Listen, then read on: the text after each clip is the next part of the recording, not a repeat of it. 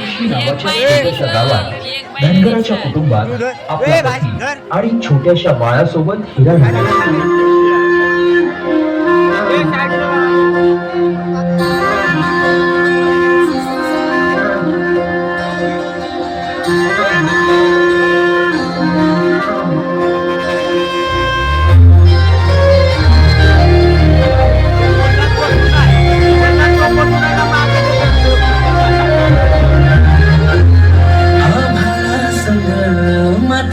नांदन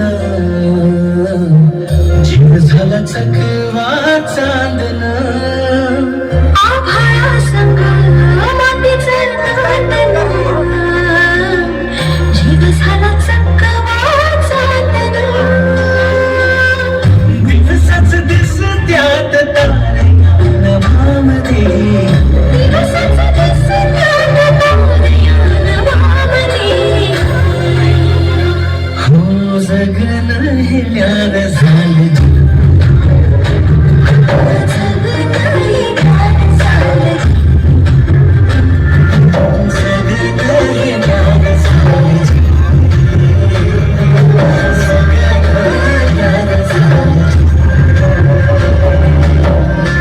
नेहमीप्रमाणे एके दिवशी हिरानं गोठ्यातून जनावरांचं दूध काढलं आणि आपल्या तान्ह्या बाळाला खेळवून पुन्हा त्याला घरी सोडून ती रायगडावर निघाली.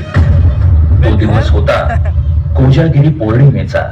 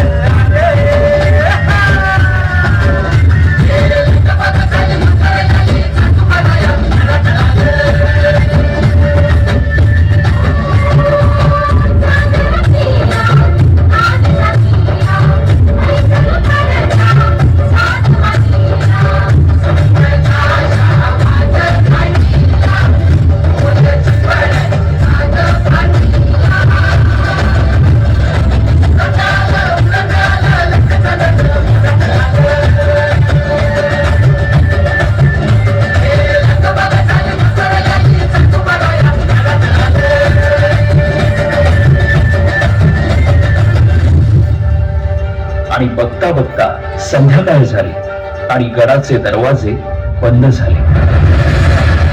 माझं बाळ हे काय घडलं हे बदल कसे ते तुमच्याकडून मला जाऊ द्या.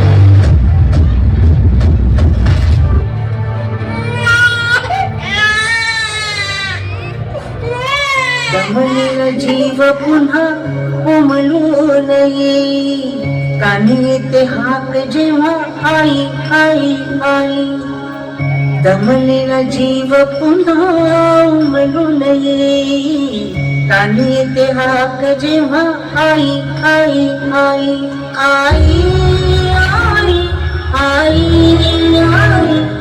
आई आई आई कुठून तरी रस्ता असेल ना एवढा मोठा गड तो पश्चिमेचा कडा आहे.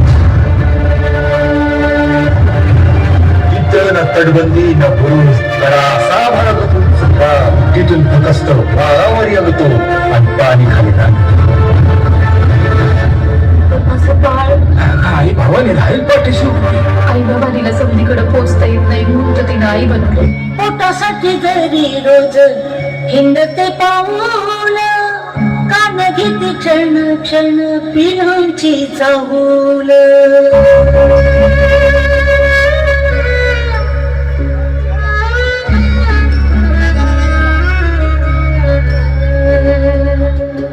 पोटासाठी जरी रोज हिंडते पाऊल कान घेते क्षण क्षण पिलांची चाहूल झोपेमध्ये सुद्धा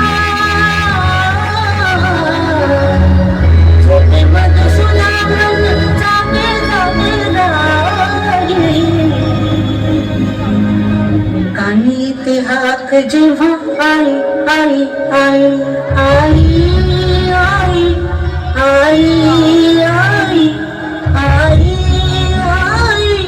आई आई राज आज्ञेमुळं दरवाजा उघडणं शक्य नसल्यानं तिचं म्हणणं कुणीच ऐकेना.